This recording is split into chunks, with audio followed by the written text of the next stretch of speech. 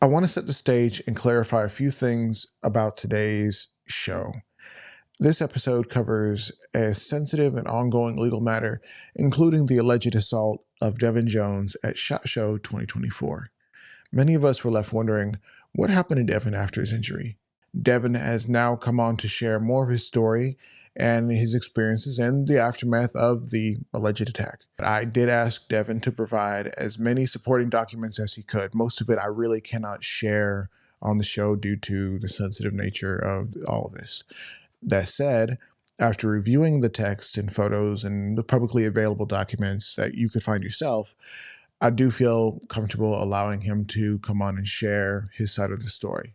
Being that this is an ongoing legal matter, I do feel the need to share this disclaimer.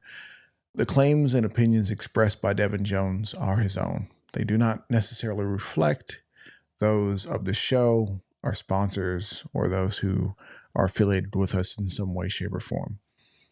This content is for informational purposes only and is not a formal legal statement, and I cannot take responsibility for the accuracy or completeness of the information shared. Everyone deserves their day in court, and all parties are entitled to their legal rights. We encourage viewers to withhold judgment until the legal process is concluded, and we thank you for your understanding. Although we would love to see this legal process continue and eventually conclude. All right, let's get into it. SHOT Show is one of the most magical times of the year for the firearms industry, anybody who's interested in new and upcoming releases, and those who work in the space. But every year, seemingly, there's always one or two stories that comes out about somebody cheating on their wife or somebody doing something they shouldn't have done. And last year, around this time, unfortunately, somebody who I know and respect in this space, the story came out that they were attacked and seriously harmed, both physically and beyond. The story continued to grow and different details started to come out. But as many of these stories go, things got quiet. No one really heard what happened next. We knew that there was a surgery scheduled. We knew that maybe there might be some sort of lawsuit or criminal case, but it fizzled out. Recently, I did reach out to the individual asking like, hey man, what's going on with your case? Is there any updates? And they decided to come on and share. So I wanted to make sure that we had Devin to come on and share his story himself. And I hope you will listen. Devin, welcome to the show. Thank you so much, Aaron. So this is an extremely unfortunate way for us to have a first show together. I know you've been doing cool stuff in this space for a long time, working with different companies. And unfortunately, the first time that we're getting on camera together is to talk about violence against you. Can you maybe share what happened in January of last year, 2024? Yeah, of course. Before any viewer calls me out, this is a soda, not a beer. So, I'm sure people were wondering. I still got some southern roots, so every now and Yeah. again I throw a dip in. Before SHOT Show, I'll take a step back. I had taken a little bit of a sabbatical from the industry. I had experienced some losses back to back to back to back, and there were a few things were happening in my life that just things got a little bit overwhelming. So I took a step back. I lost my mother, two friends that committed suicide, and a relationship ended, and I took a step back. I moved, and wasn't sure if I was even going to go last year, and I was persuaded to go, and then I was excited. I went. Everything was cool. I went to the SHOT Show party, the Cry Party, which is a pretty big party every year. And I went with one of the companies I'm the closest with, which is Knights Armament. The theme of the party was a Russian mobster theme, and we all wore the same outfits. Typically at these parties, the sponsoring companies will all have costumes, but they'll be in certain colors. And one company will have red, and one will have blue, and one will have black. We had black tracksuits. After this party, me and a few friends, we met up at Circle Bar to kind of say hi to everybody else that was in town. This is kind of tradition, for everybody to meet at certain spots. and catch up.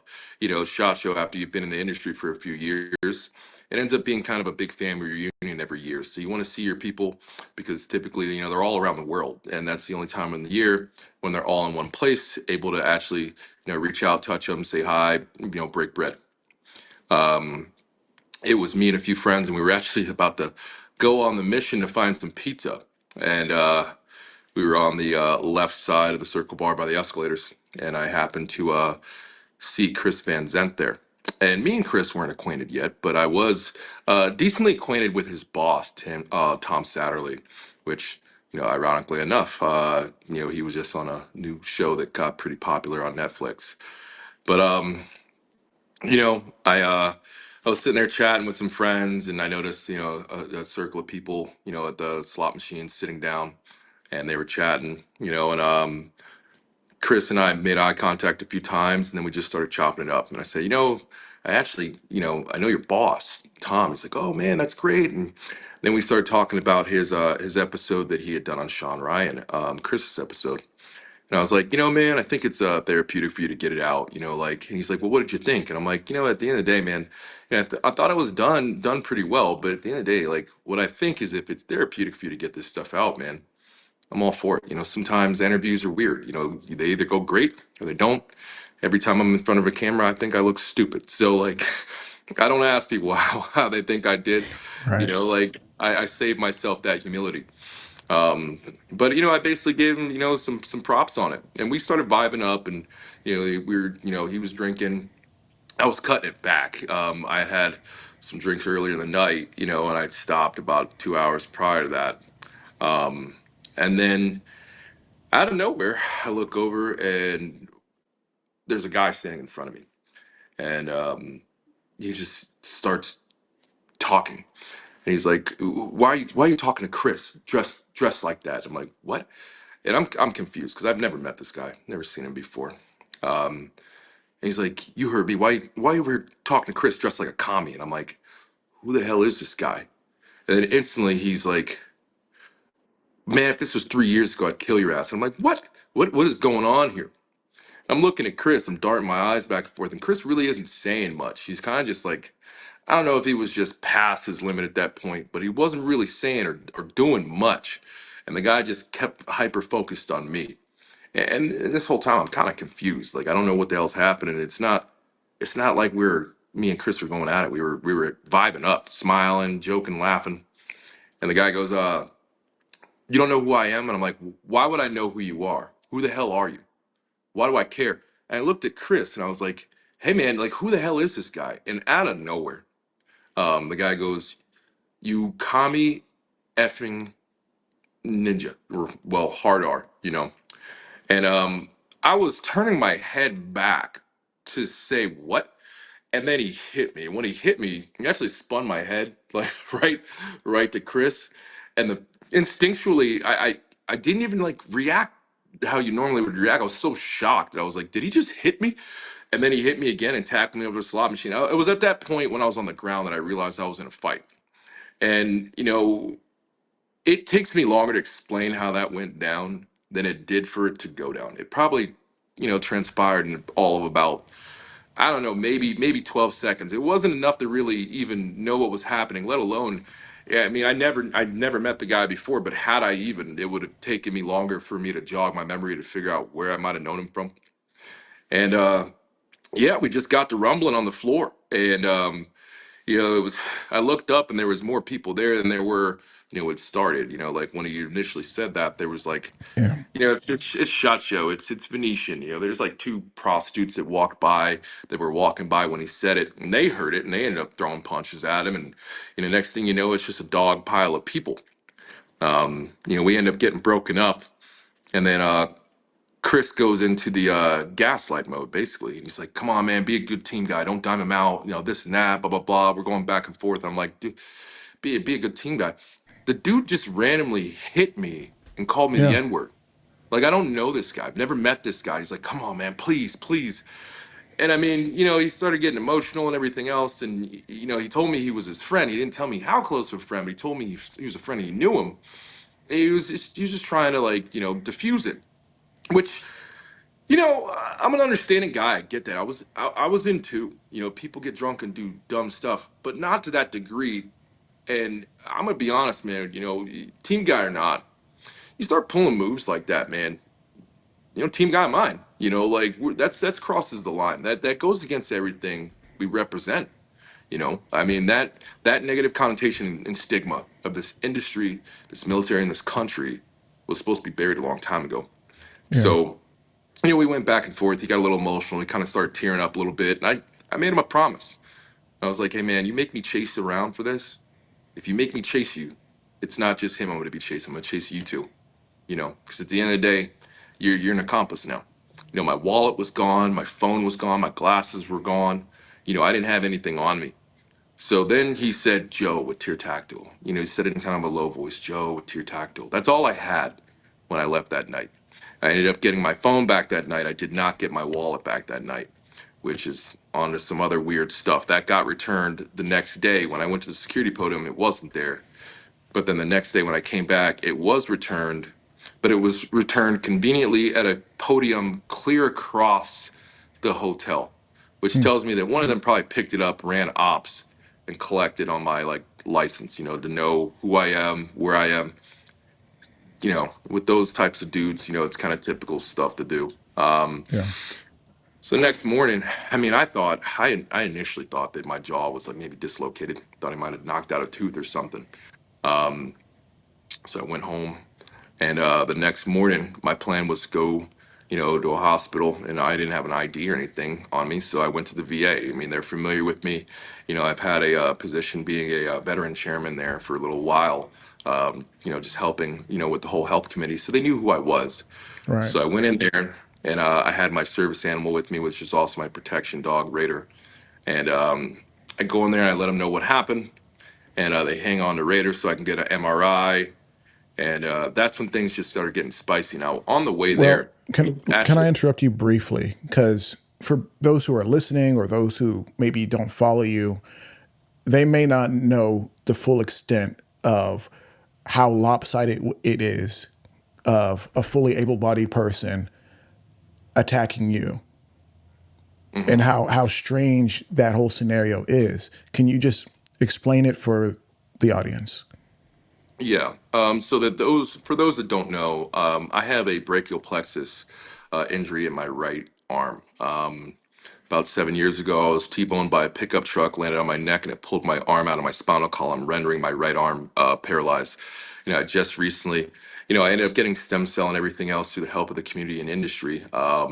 They helped me get stem cell, and it definitely got me some motor and sensory return. But in all purposes, just so people can see it. I don't love showing this off. You typically see me in a sling, but this is my right arm. It doesn't move, and in a sling, it moves a little bit, but in a sling, it's suspended. It's easy to see. I'm 6 foot, 6, so you can see that I'm in a sling. Um, but yeah, so on the way to the hospital that morning, I was texting Tom Satterley because, as I had mentioned, I knew him. I had his contact information, and yeah, I have screenshots of the DMs and texts. I was basically like, "Hey, man, something happened last night. We need to talk." And initially, when I talked to him, he was like, "Yeah, I told him who was involved. I told him it was Chris and it was his friend, and I don't know who this guy is. All I know is it's Joe." And he kind of like act like he didn't know who he was at all. He's like, I don't know a Joe, blah blah blah. But if Chris is harboring this guy after he attacked you, I need to know. And I'm like, all right, man. Well, I'm at the hospital, so I'll let you know how this goes, and what's going on. I end up getting this MRI. Go back to the doctor's actual office in the room, and he's like, so how bad does your jaw hurt? I'm like, well, it's dislocated that I know of. And he's like, well, you're kind of right. And I'm like, okay. He's like, well, it's actually fractured and the bone rotated inside of your jaw. So it is dislocated, but it's flipped. And I'm like, wait, excuse me? Then he showed me the actual picture. It was a full break. And he's like, I really don't know how you're talking comfortably because it's not connected. And I'm like, well, how's that even possible? He's like, strong, strong jaw muscles. And I'm like, okay. And he's like, well, we have to rush you into surgery immediately. I'm like, well, this is Wednesday. I think this might be Wednesday or Thursday at this point. And I'm like, well, I got a convention. My that's where my head's at. I'm like, I got a convention. I still have business to conduct. And I'm like, I don't know who this guy is. So, like, what am I gonna do here? And the first thought I thought is like, you can't go after, Joe Schmo. Like, you can't go after nobody. Yeah. So I'm like, well, okay. And they're like, well, you gotta make arrangements for someone to get your dog.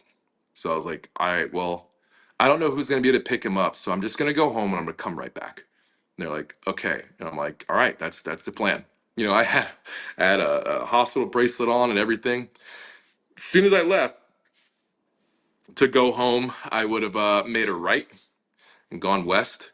Um, I jumped east. I jumped on the 15 and went right down the expo. Because in my head, I'm like, if I don't find out who this guy is, he's gonna get away.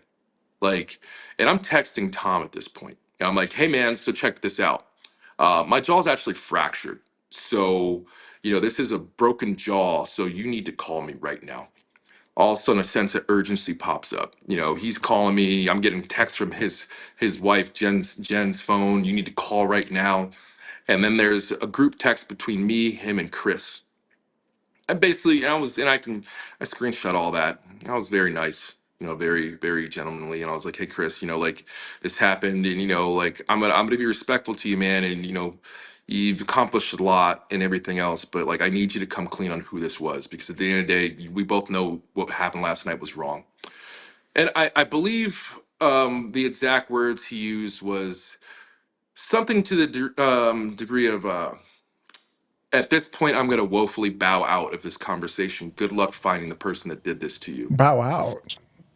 Yeah. You And said good luck. yeah. And I thought to myself, wow. And I forget what I said afterwards, but it was something along the lines of, well, man, regardless of how this situation went down, that's very unfortunate that you're not willing to help me. But everything I said to you last night still remains, man. I'm happy with what you're doing with your career and everything else. And I wish you nothing but the best. Because I don't see a point in a bad situation doesn't get better by being an asshole. So, you know, at the end of the day, my bone may at some point be something I need to pick with him, but right now I need to find out who this guy is. So I go to the expo. I don't know how, but my face isn't like ridiculously swollen. I'm not bruised up. I'm not black and blue. I mean, it hurt, but it didn't. It wasn't crippling. But it was weird, man. Maybe I got a like high pain threshold. It hurt like hell at night because the jaw would just like move around. But Sounds so I horrible. started doing my own investigation. I didn't really have much. I had Joe from Tier Tactical. So I think the first person I talked to was Slade. And I was like, "Hey man, do you know a Joe from Tier Tactical?" And it was him and his wife Heather. Two amazing individuals, man. Two great people. And instantly when I told Slade, I was like, "Hey man, like I gotta talk to you. Like this is what happened." Like instantly, it was like, "Wait, what?" And he didn't hesitate. He was like, "Dude, I'm gonna help you find this guy." Like, and right then and there, he's like looking through like Tier Tactical. He's like, "Who is this dude?" Later on, I won't name his name because like I'm pretty sure he wants to be left out of it. One of my other really good friends, really good guy. I was talking to him, and it was the end of that day at the expo, and I was at the Circle Bar again. Because at that point, like I have my dog with me. At least I got backup at this point. If something happens, but I need to find out who this guy is. And I talked to my buddy, and during that expo, a few of the friends that were there that night, that helped break it up. One of them was like, "Hey, man," his name's Denisio. He's like, "Hey." And like one of the people that was there recorded this, and I was like, really? And he's like, yeah, they recorded with their phone. It was after it kicked off, but like maybe we can find something from it. So we actually froze the video and zoomed in, and that's how we got his face. And I remembered that he had a bunch of Huxworks apparel on. So we thought he Uh-huh. might have worked at Huxworks. So we went to Huxworks, and that's how I ended up meeting the owner of Huxworks and everything else, which is also a great guy, like, and Mm. instantly once he heard about what happened, He's like, bring the whole team here, dude, because if it's somebody that we're employing, I'm gonna burn his life to the ground. Wasn't him. Then someone's like, I think he used to work for Maxim. So then we went over to Maxim. And they're like, nah, he doesn't work here, but he looks familiar. It wasn't until afterwards when I was at Circle Bar, I talked to my other friend. That friend used to be, he still is currently a GB. So I can't, for OPSEC purposes, I can't give his name out. But so he's like, man, that guy looks familiar. Yeah, let me think about it. And he's like, send me that picture. It was about an hour and a half later when he texted me. He's like, I do know that guy. And then he's like, that his name is Joe Goodloe. And that's when I figured out who he was. So then I started talking to my other friends. I was like, tell me about this guy. And I talked to one of my other buddies that used to work with him in Maxim. And I don't think there was one person I brought that name up to that didn't grimace when they were like, you know, Goodloe. Ugh. You know, everyone kind of had the same energy when bringing his name up. And my one friend was like, yeah, we're all right, like that's not my boy or nothing by any means, but like he's kind of a prick. And then when he gets to drinking, it just goes wild. And I started hearing like the dude's just a drunk, he fights everybody, blah blah blah. I was like, well, that sounds pretty on brand, sounds pretty on brand.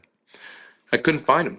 So then I started going public on it. I went on Instagram, and I I wanted to keep my promise. I told Chris, like if you make this hard for me, man, if you don't do the right thing, I'm gonna make things hard for you, man. I don't have a choice. I didn't ask for this. Like I'll be the first one to say, I can ruffle some feathers every now and again. I don't always intentionally mean to, but at least it's funny when I do it, But I'm a lovable guy. I'm a nice guy. And if I ever do cross somebody, and I'm sure that people that I've ever beefed with in the industry, the few that I have can even attest to this, like if I'm wrong, I'll walk up to you and be like, hey man, like I was wrong, dude. My bad. I'm just that type of guy. But I never deserved what happened. So I just, I went public about it. And I started telling people what happened. And that's when it really started picking up. And people were asking for things like, where's the surveillance footage? And, like I will say right here and now, I still don't have it. The police department has it, the detectives have it, the hotel has it. They won't give it to me. In order for me to get it, I need to get it through, the DA, and it's not that simple. You got to go through. There's a lot of like red tape to get to that. For good reason. You don't just want anybody, walking up pulling like, op surveillance and stuff from a casino. That's definitely invasion of privacy. So you know, I had the proof that I had, and I released it because at the end of the day, well, I released some of it, and even when I first started talking about it, I didn't, I wasn't ready to release his name and the names. It wasn't to garnish any attention. It's just I don't want to destroy people's lives. What happened to me was unfortunate, but this was never about destroying someone's life or going after somebody. It was about having accountability and someone owning up to what happened to me, less like let's just scorch earth, because I just don't believe in that. But I mean, now a year later and chasing this guy around for him to like actually be held accountable in court, at this point it seems like I'm gonna have to put away the scalpel and pick up the sledgehammer a little bit and start whacking at these nails. Well, let's talk about what happened to you. What kind of recovery process, or how long did it take you to recover, and what did they have to do to you to get you to a point where you're easily talking to me now without much pain? Oh man. So when I decided not to go back to that hospital, I didn't go back for a few days because I still had to keep. One, I had business. That's the biggest business convention of the year. That sets up your whole year. And Right. two, I still hadn't had everything done. And I think by the close of, I believe it was Wednesday, by that close, I started having a name. By Thursday, I had a little bit more details. And I believe it was Thursday when I actually got to do the police report because I was still like, whoa, what the hell do I do here? I don't even know what to do, and I'm still confused and everything else. But when I left that hospital and didn't come back, they considered that DOR, a discharge on request, basically. So then it made it more difficult for me to even get taken care of. I mean, I think it was about a month after the actual incident when I actually got to have surgery. And, I'm trying to go through the VA and everything else. And everyone's like, oh, the VA is going to handle it. The VA will only give you the bare minimum to fix that. And I was supposed to have plates put in and everything else. And then once we actually, well, that was the op plan. Then when we got there, they ended up putting in like, like basically a few brackets that band my jaw together. More or less, like it had taken so long, they're like, well, we'd have to fully refracture your jaw to be able to fully align it. But then another variable came into it, that there's a nerve that travels right through your jaw. And they're like, that break is right there on that nerve. So if we cut into there, you've got about a 98% chance that you're going to lose feeling in the left side of your face. Just You're going to complete nerve basically be like, damage because it had it's healed a little bit before you got a chance to get to it because you had it to hunt wasn't him so down. much it wasn't so much that, it was actually just because of where it was. Even if we'd gone into surgery that night, they would have had to cut through that nerve, and that nerve would have completely turned off the left side of my face. And they're like, you're lucky because the way the bone was fractured and flipped out, it was sharp. They're surprised it didn't just sever the nerve. So I got very lucky. But I was basically, wired down and shut down for about 2 months. The person that I said helped me identify him. Well, I'll still leave his name off the books.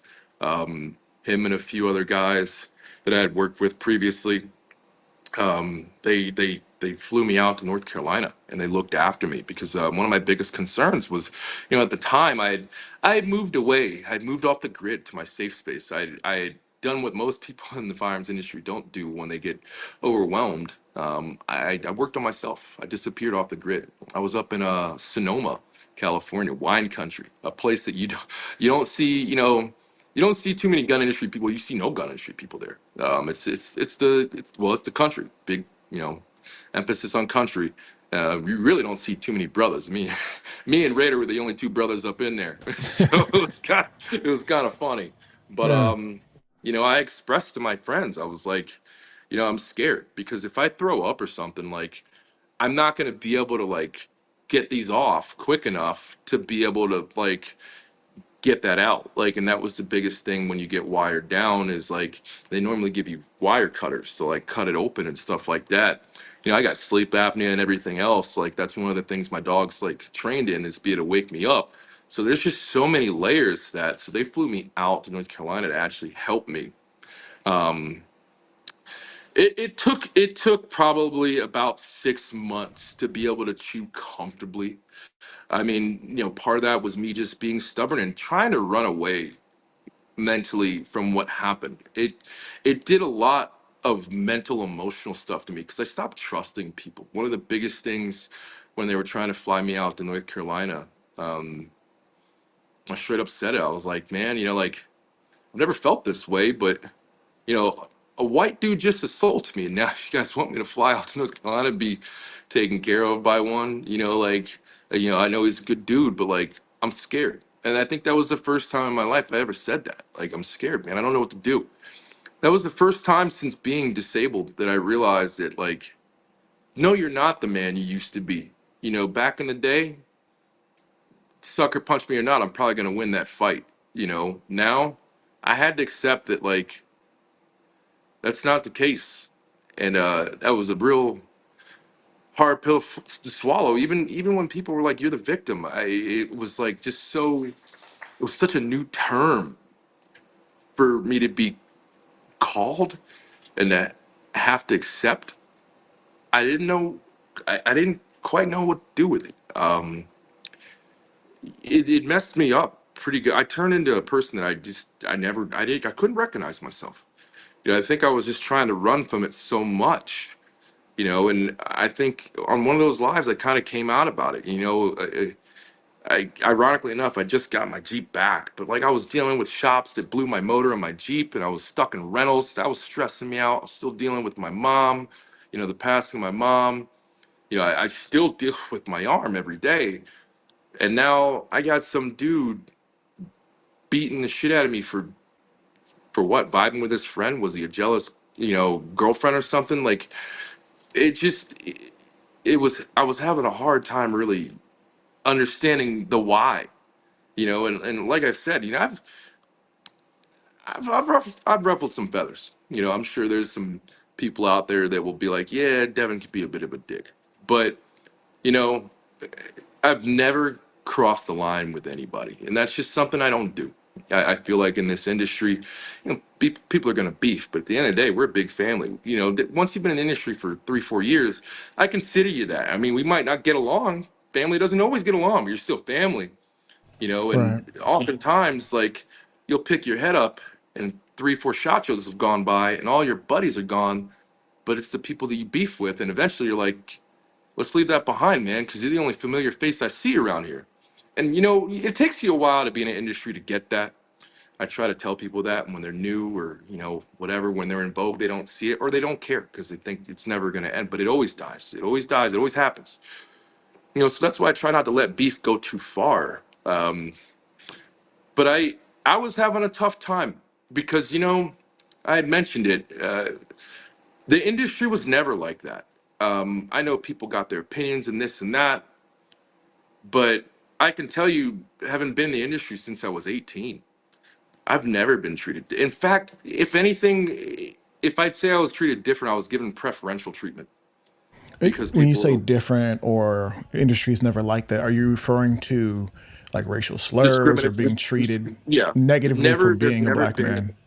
Yeah, there's never been any discriminatory like actions or words used towards me that I have ever noticed being in the industry. Like I said, if anything, people were giving me more opportunities. Like, yeah, man, it's great. Like, this is what we want. Like, and so it's never been like that. So it was just such a shock when that happened. But I also mentioned that, like, back in the military, you know, being a Marine and GWAT in North Carolina, man, you deal with some real rough and tumble bumpkins, man. That just let some words fly. That's also why when people were trying to push me to label this guy as a true racist, I didn't. And the reason being, I grew up in the South. I'm from Tennessee. Um, People get drunk and say some real dumb shit, man. It doesn't make it right, but it doesn't always mean that they are that person. Sometimes they just need to get, their face needs to like punch a fist a few times to rewire some things. It happens. But because at the end of the day, I don't know the guy. I still don't know him. I know what he Yeah. did that night. I know what he said, and that's what I know. But I don't know anything past that. So I'm not going to sit there and label somebody something when I don't know him. Because I mean, true to my heart, I feel like what's on par with a racist is a person that claims someone to be a racist and they're not. Because you're messing up the whole thing we're trying to do, which is to get rid of these things. But you start crying wolf, man. Like you start pulling a Jesse Smollett, and you're not my friend. You're now my enemy. You're on the same side as them because you're race baiting to me, and I feel like that's a sin to me.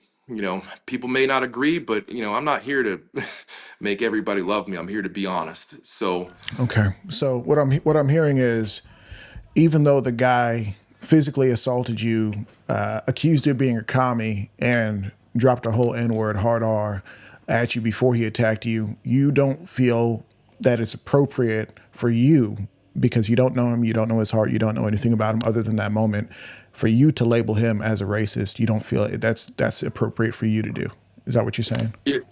Some people would say that makes me foolish, man. But I mean, at the end of the day, I don't know him. I don't know him. You know, I don't know him, and you know, maybe some of this stuff will make me foolish. Look silly a little bit, but to dial back, way back in the day, when I was in the Marine Corps. I dealt with some real racists. I can tell you, the real true believers, they ain't gonna say nothing to your face.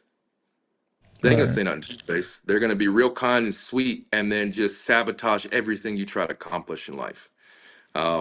And I've seen it. Now I've seen some of the idiots that just grew up around some real fools.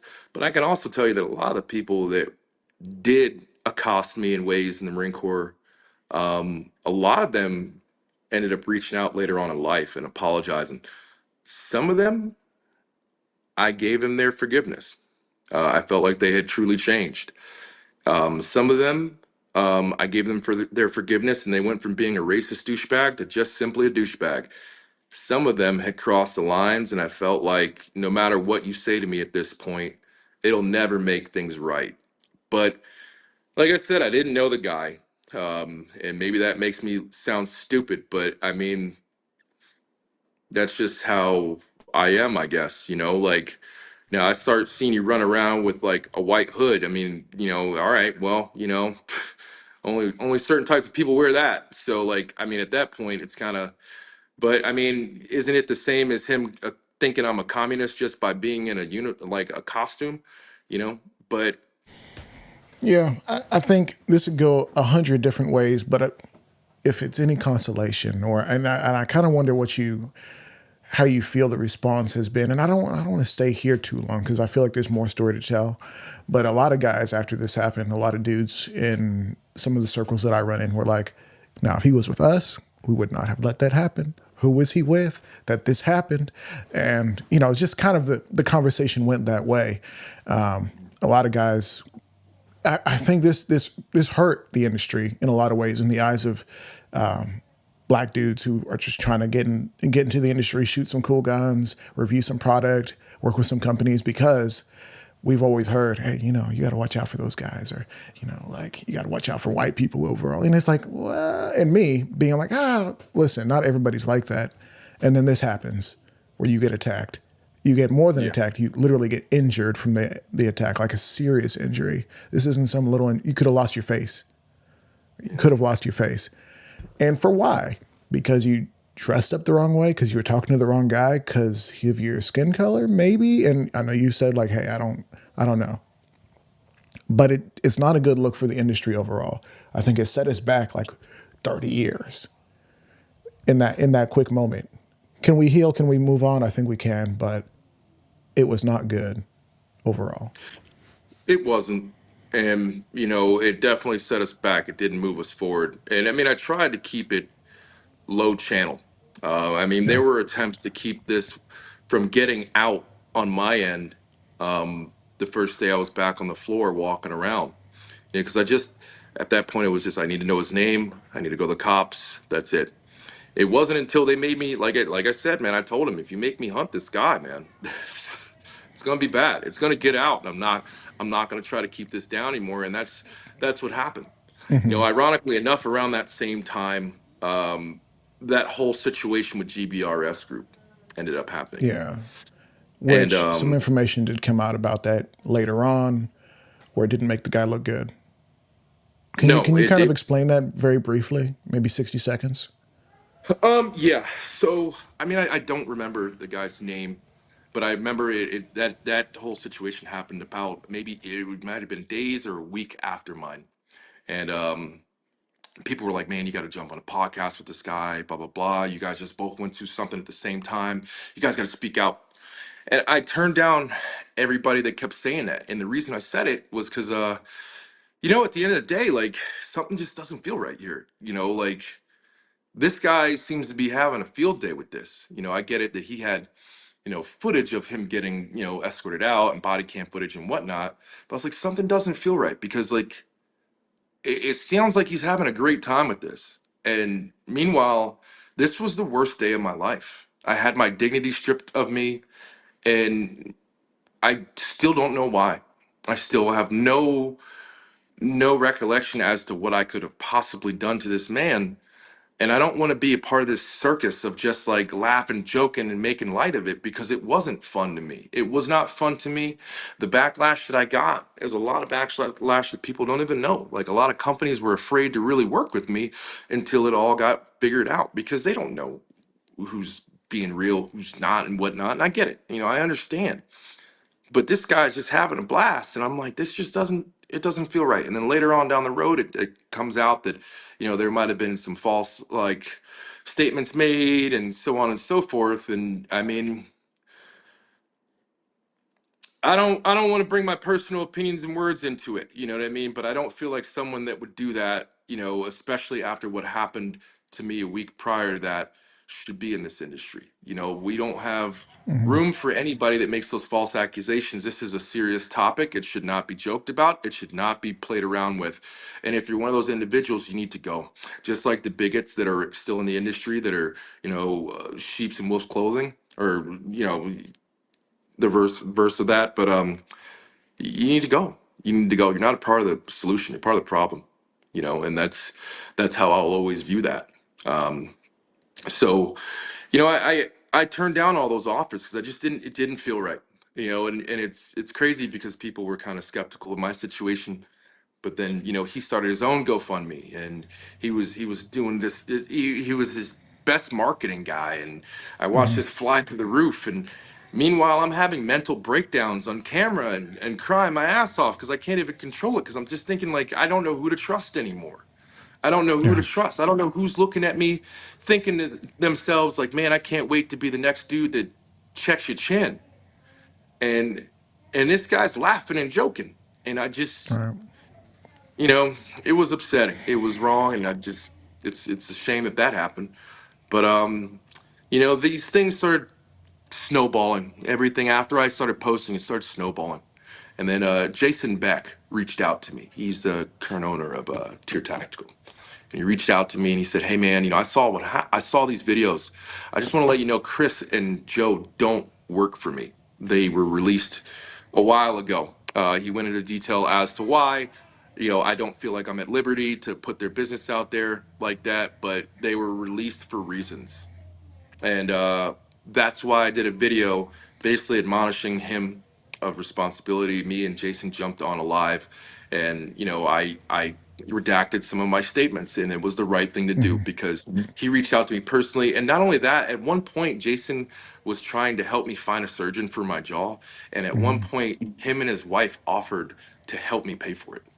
So, I mean, Jason was a great guy. He was a great guy, and we still stay in touch. He still randomly hits me up, and he's like, "Hey, how's your face doing?" And I'm like, "Man, it's still ugly as shit, so we're good to go." Like, so, But Jason's a good It's guy. that So, military Jason, if humor, you're, man. yeah, Jason, if you're listening, man, you and your wife, I hope you guys are doing very well. Yeah. So right after that, I ended up getting a threat from Tom and Jen Satterley. They basically saw that I had posted a video basically clearing Jason of it. And he's like, "Hey, man, I got all these texts. Hey, man, if you don't do the same video for us, then this is affecting our business." And I'm like, "Well, why would it affect your business?" "Well, because Chris works for us." "All right, well, I didn't mention your name. I mean, I think I might have mentioned that he works with All Secure, but, these are facts. He does. And he was there, and he did try to gaslight me and push this down." Well, I'll tell you what, if you don't release a video, the same video you did for Jason, it's either you talk to me or you talk to my attorney. And he harassed me and kept threatening me with basically legal action. And that's how I ended up getting an attorney, which my attorney happens to be Tim Parlatore. That's how he ended up coming into the picture, because I reached out to my buddy. I was like, I don't know what to do with this, man. I mean, I had a bunch of attorneys reaching out, but they were mainly trying to capture that civil side of things. Um, I was like, I don't know what to do with this, man. I'm getting threatened and stuff. And like, I don't know what to do. I got attacked. Now I'm getting threatened by just being honest about what happened. And that's why my attorney stepped in. And then, that's why I got an attorney, and then he stepped in. And he reached back out to, you know, Tom, and basically was like, "Hey, man, now I'm representing him. So, in shorter layman's terms, back off or you have to deal with me." And that was kind of quiet after that. But it's ironic that Tom at one point had said that he didn't know who Joe was, because then I believe it was like 2 days later, he posted some sort of operational testimonial on his All Secure Foundation Instagram that was from Joe. And I was getting fed all this intel, like as these things would pop up, pictures of him and Joe and Chris, and it's just like, oh man, like there's this bigger than I think, you know what I mean? And it was a merry-go-round. Eventually a police report got done, and it took a long time. And they eventually went and got Joe. He got got pulled out to Vegas, and they basically did what's called a walkthrough. You book him, walk him through. He gets released, gets a court date. It was a lot more of that though, because originally they had a extradition warrant put out for him, and he got arrested in North Carolina. I don't know the full story. I wasn't there. I just heard about it, but I guess he was at a bar some night. Some fight broke out, and I guess he broke it up. That doesn't sound like the Joe I've ever experienced, but I guess he broke it up. And then when the police ID'd him, that warrant showed up, and he got hooked up. And then they let him go in North Carolina, and they had set that date for North Carolina. And then when I heard about that, I talked to detectives, and I'm like, well, why would that be in North Carolina? It didn't happen there. So then we had to upgrade it to a governor's warrant, which basically means, hey man, you're either coming in or the marshals are bringing you in, you know. And that was the ultimatum that was given to him. Shows up, does a walkthrough. First court date was in, I believe, either October. No, I think it was October. End up getting a continuance. I'm sitting there ready for it. My dad's there, everyone's there. He gets a continuance. Next date was set for February 11th. Gets a continuance again. And that's what brought us here. Because at the end of the day, my life has changed since then. It changed a lot, and I'm still dealing with it mentally. I'm still dealing with it. I never used to be that person that would get quiet and fade off the back room and Irish goodbye everybody, but now I do. Now I don't go anywhere without Raider next to me. Now he's there everywhere. And this shot show was different. The tempo was different. People will walk up to me, random people. And I clutch Raider and just like whisper in his ear like, "Hey, watch him. Like keep eyes on." And it was people coming up, people I'd never met. They'll walk up and say, "Hey, man, I've been a fan of yours for a long time. We heard what happened. And just know, like me and my entire group, we got our eyes on you, man. If anything happens, we got your back." I probably got approached maybe day one, maybe 30 times throughout the Wow. entire week, over 100. And I mean, I'm talking like some suspender wearing, straw chewing, good old boys, walking up, just saying like, "Hey man, like wherever you're at, if we see you around, ain't nothing happened." I mean, when it first happened, Warm and Fuzzy reached out. I mean, the amount of people that reached out, even people I had beef with, they're like, "Hey dude, we've had our odds and ends, man, but I'd have never let that happen to you." And it was really heartwarming because, I felt so alone, man. I've never felt so alone in my life. And I mean, I was with some friends, but they weren't right next to me when this went down. And even if they were, this happened so fast that I didn't even know what the hell was going on. So I can't expect Yeah. other people to know what's going on. If anything, they'd have looked at me like, "What's up?" And I'd have looked at them like, "I don't know shit. You know more." I mean, really, it happened so fast. I was so confused that when he said it and did it, I thought to myself, "Damn, that dude just called that dude the N word and hit him."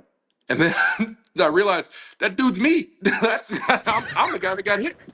Like that's how fast it happened. It was like an out of body experience. Like holy shit. Like Man. because I mean, I've to dial it back. The first time I ever learned what the N word was, I was 9 years old. I was playing football in Virginia. My dad was still a DEA agent back then. He was in the Washington field office, and we were at football on a Saturday, and I just it was like a Pee Wee League thing, where you got those shoulder pads that are way too big for you, and the helmet that makes you look like a Look like you're cartoon gonna character. freaking fall over. Yeah, and you're pumping your legs, but you ain't moving that fast. And I had scored two touchdowns that won the game. My dad was in the porta potty, and one of the parents from the other team said, you know, he's had a. I remember it like it was yesterday, man. He had a big cigarette in his mouth, took a big long draw, blew at my face, and he said, "Nice run, nigger." And he flicked the cherry at me. And it was another parent that walked by. It was a lady that started chewing this dude out, and I guess it was I don't know if it was that. I don't know them. It was so long ago, but I guess it was the husband that started squaring up with the dude. And my dad had no idea what was going on. And then when he came out the porter potty, um, she just kind of ushered me off, and it's a good game, good game. They covered it up, and there was when I was in the car, I was like, "Dad, what's a nigger?" And that's when it clicked what had happened. So like, it's not like I hadn't experienced it before in my life, but it wasn't like this ain't the 60s and 70s, man. Like, Right. it ain't like that. But like this whole situation was just kind of in my whole life. I wouldn't say I was sheltered from it, but like I knew it was out there, but I didn't know people like that even really existed, and that's why it's so wild because I hear bits and pieces about his background, and then there'd be random people that'd be like, "Well, I knew him, and I'm half black. He's never been like that to me." And I'm like, "Well, maybe you're like 55% something else." Like, I don't know, but whatever it is, yeah, he did it to me that night, and everybody kind of said the same thing that I've talked to. They're like, "Yeah, he's an asshole, man, but when he gets to drinking, he gets out of hand." And like I said, I know some people that get out of hand and say some really edgy stuff, but saying edgy stuff and then saying edgy stuff and hitting somebody is completely different, though. You Right. know, One's a crime.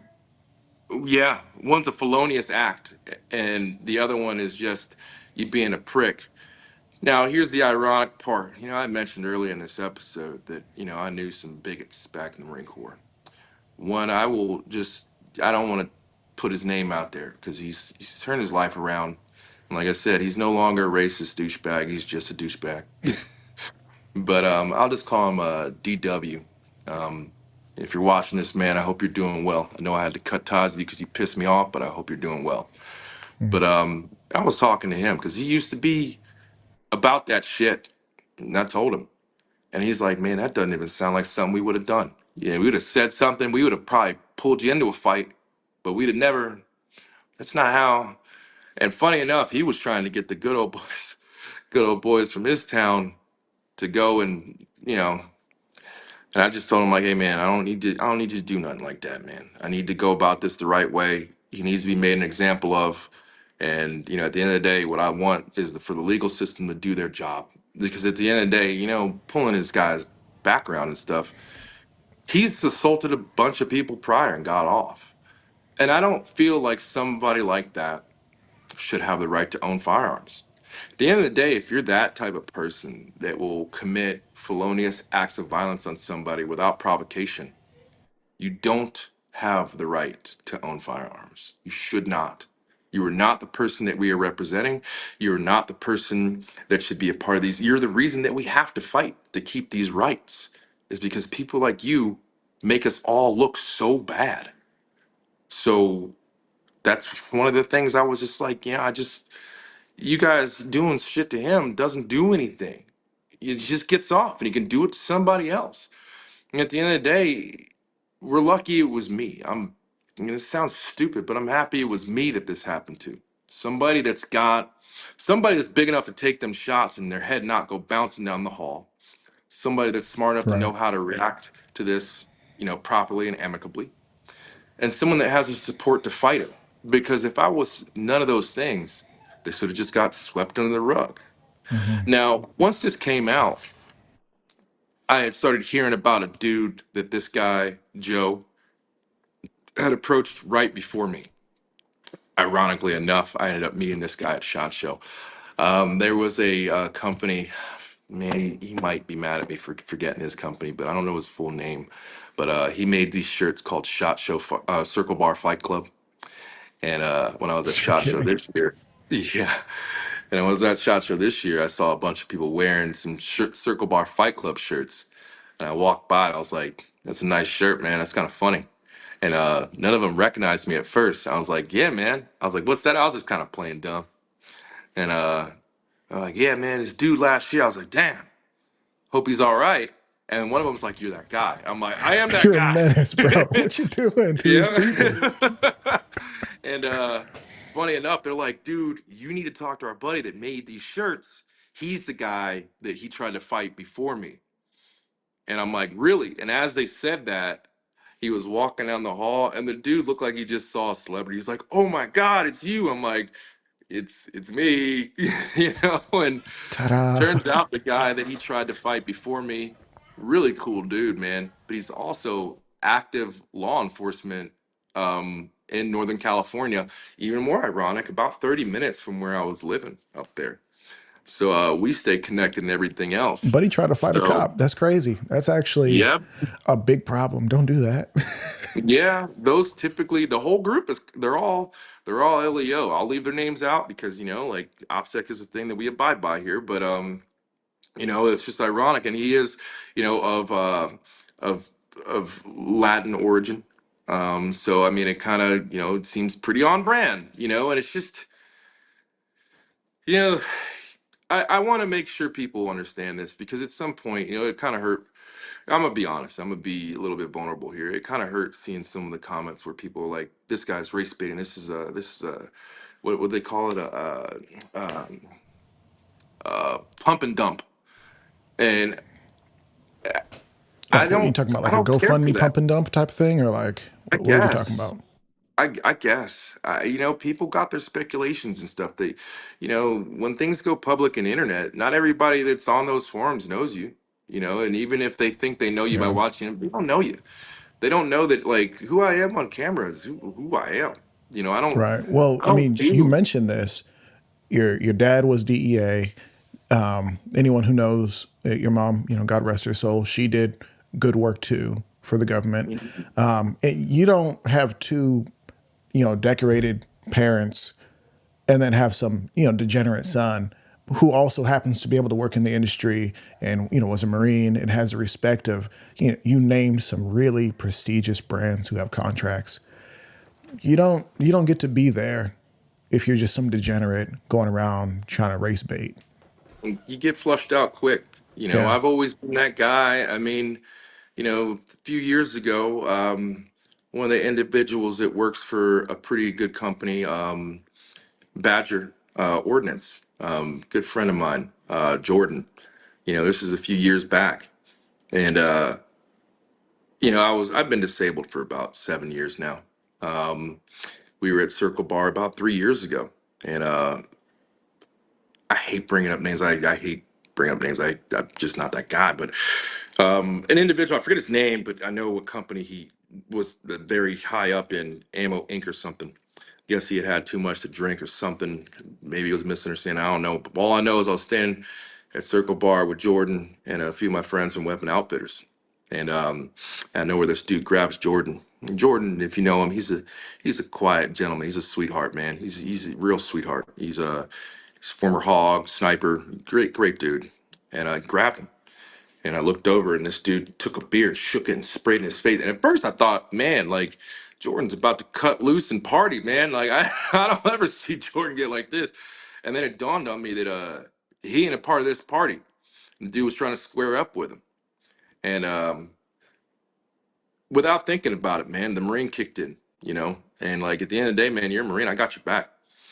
And busted arm and all, I put Jordan behind me, and I was trying to square up with this dude and his goons, man.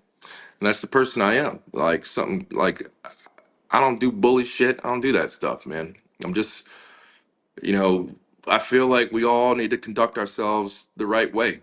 And one of the things I said that night when I got hit, I was like, we can't be acting like this. Like we're known people in this industry, and the new people in this industry look up to us. They look to us to set the example for guidance, and this is how we're gonna act, like 90s washed up idiots. I'm not 90s, they're older than me. Them dudes are washed up, not me. Well, I guess I am washed up now. That hurts, but anyways. But point of realization, I'm like, oh shit. But He said, I'm getting too old for this. you know what I'm saying? I'm getting too old, man. I'm getting too old for that. But I Yeah. was right. Like we need to set the example because the actions and how we conduct ourselves now impact how the industry grows. People always want to talk Hmm. about this new generation stuff, but learned behavior is a thing that happens with any individual out there. That's how humans learn their way through life. Yeah. And we're there beating the shit out of each other for absolutely no reason and calling people names and shit. If this doesn't get handled, if no accountability is served on this, what that ends up teaching people is like, well, if you got a little bit of a background, you got some friends that got backgrounds, we can make things disappear. I never wanted to be a point where I'm having to jump on podcasts, dragging people through the streets. But at this point, Yeah, we on the loudspeaker and we dragging they ass to the street by their ankles, man. I mean, and I didn't do it. Like I gotta accept that. Like I didn't want this to happen. I wanted this to be done. I wanted this to be over and to move on with my life. And I was okay with just like maybe posting one small update and saying, "Hey, it got handled. It was closed. We can all have our closure." But unfortunately, I feel like this guy's plan is just keep doing continuances, keep running, keep running, keep running. And that's not how this is fixing to go, man. It's just gonna it needs to end, and that's that. Yeah. I mean, I don't feel like this is fair, not only to me, but move me out of it. This isn't fair to all the other people he's done this to. Yeah. He just keeps getting away with it, and for what? You know, and why? Yeah. Doesn't make sense to me. This doesn't make sense. I suppose, as we kind of conclude, and I hope that we've been able to, at certain points in the show, actually for the people who are watching, actually, show some of the stuff. I know you mentioned broken jaws. Hopefully, we were able to share on the screen at some point the evidence of, broken jaw. Because you look good right now. I know you said you don't look good, but you're a handsome I dude. appreciate that. No Diddy. But here's Diddy going through it right now. Damn, man. But Every time I listen here's to a Diddy song, too, I'm like, you ruined it for everybody, bro. ruined it for everybody. We wanted to party, bro, but not like that. Oh man. So here's, I guess, my questions and thoughts. And I know you, I think you've done a good job of not throwing around baseless, unprovable accusations, because I think that was the big question. It's like, wait, how did this happen? And you said the guy got arrested. That's easily trackable. People don't get arrested, and there'd be no paper trail, right? Mhm. And certain medical records. I'm sure we've shared that at this point. What do you want out of this? If he said like, "Hey, man, here's $1 million. This is my apology. I'm moving on." Is that good enough for you? I know you were like, "I don't want to, press charges." But like, could you move on with something like that, or where are you at? Out of respect for some individuals, because there's a lot of people involved in this, man. A lot of people, a lot of companies. I don't think people understand just how far this went, but it was in the back of the house. And I will not bring up those companies because I love the hell out of them. I won't bring up a Mm-hmm. lot of names. And certain people, they're still in lines of work. But at one point, I never text Joe, but there was a person that's close to him that was mediating at one point. At one point, he was like, "Hey, man, and this wasn't directly to me, but it was, hey, man, I want to pay for your medical bills. I just want to make sure that my attorney is on the line when we talk." And what that said to me is that's hush money. That's let me pay you and you please don't let this get out. Unfortunate thing is like that doesn't then you just got away with it again, man. You just got away with it again. And like so I plan on not this spring. It's taken me years since getting hurt and I was in school when I got hurt, but I want to go back to school next spring or potentially fall and finish my degree.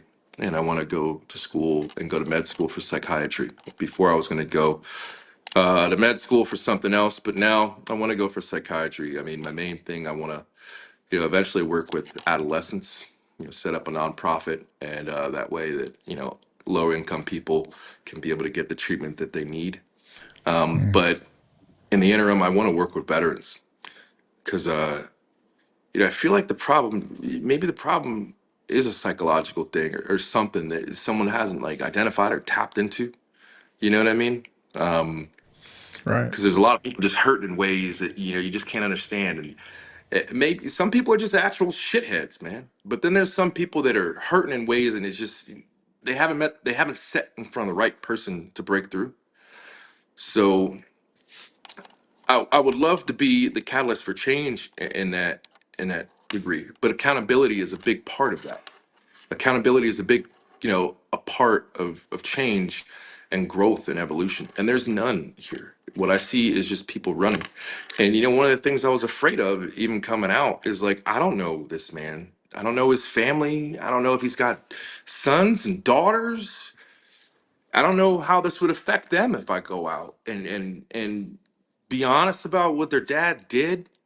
It weighed on me, because I would hate for kids to be getting chased out of school because of their dad's drunken actions.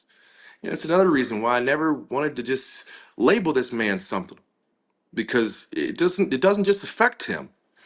But I've eventually had to accept that, like, what this man essentially did is pop the pin and spoon on a grenade around a circle of his buddies, drop it, and say, like, I know I did it, but we all get to suffer from it. We're all gonna catch some of this frag. And it's just unfortunate, but that's where we're at, and I didn't want that, but that's where we are. I mean, it's never been about financial gain, like, I'm not some rich guy, but like, this ain't the way to become that, you know. I've always said it to people, like, man, it sucks because my following grew from this, but like, they know me as that dude that got his jaw like broken, and that's Yeah. not fun, man. This ain't fun for me, you know.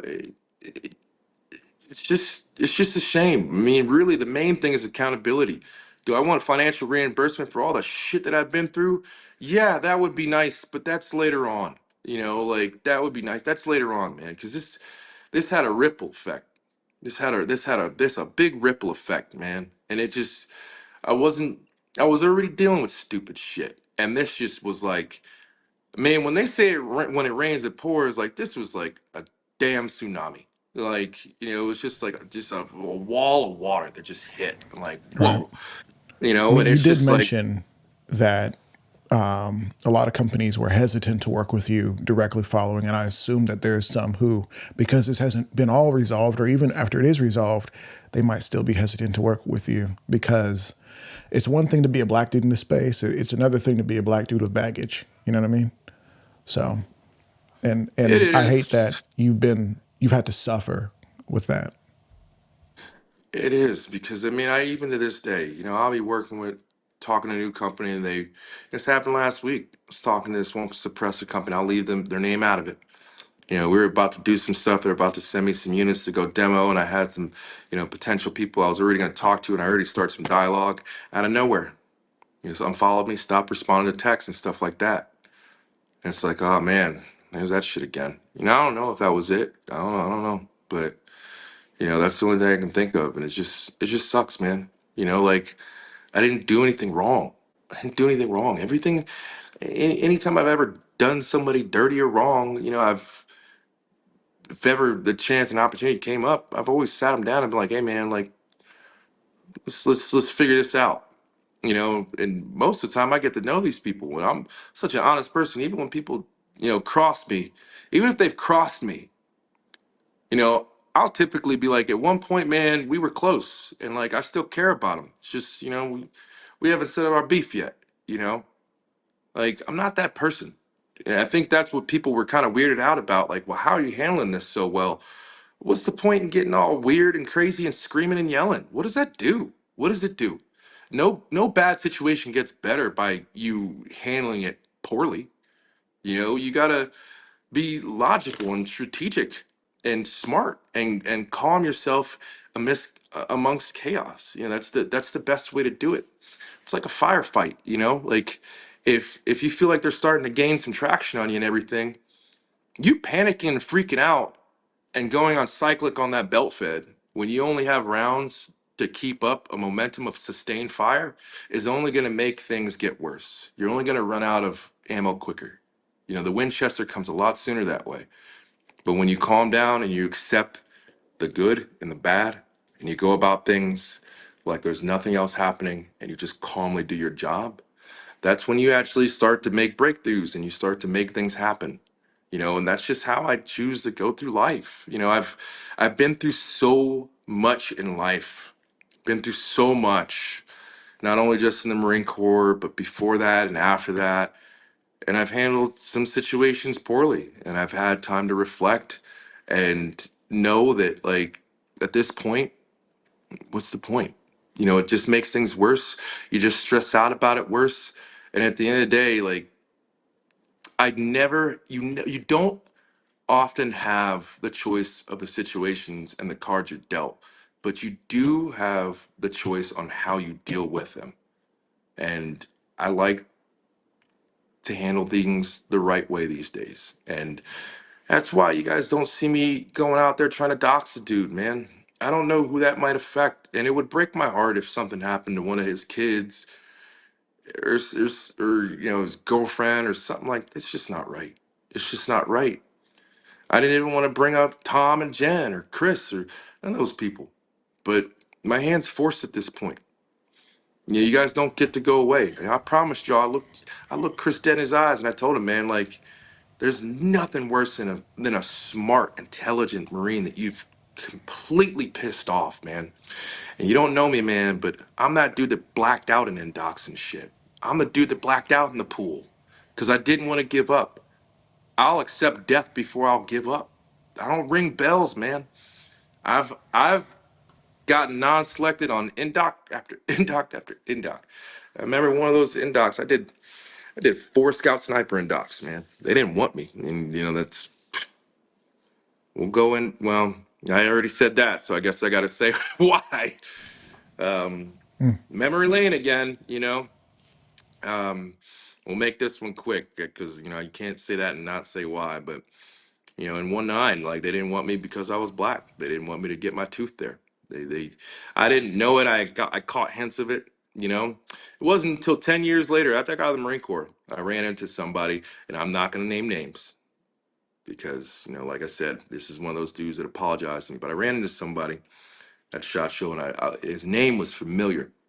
I thought to myself, damn, I know somebody with that last name, and it, you know, led me to him. You know, that person. We hadn't talked in 10 years, and I had some harsh feelings because I wasn't sure if that was why I was never selected in that battalion, but I was pretty damn sure because one of those indocs, I called somebody out because I heard them use the word, and they kind of gaslit me. And for years, I thought it was me. For years I thought it was me. And we reconnected because, is I don't even want to say how they're connected because I just don't want to get back to him. I'd hate that for him. But yeah, I reached out and I heard he was going through some marital issues. We started talking, and yeah, I talked to him for a few days on it, and I was just there for him, like a Marine should be there for his boys, man. Fuck the past, man. Let's talk about what you're going through right now, because I hear you going through it, and at the end of the day, man, I'm gonna be there for you.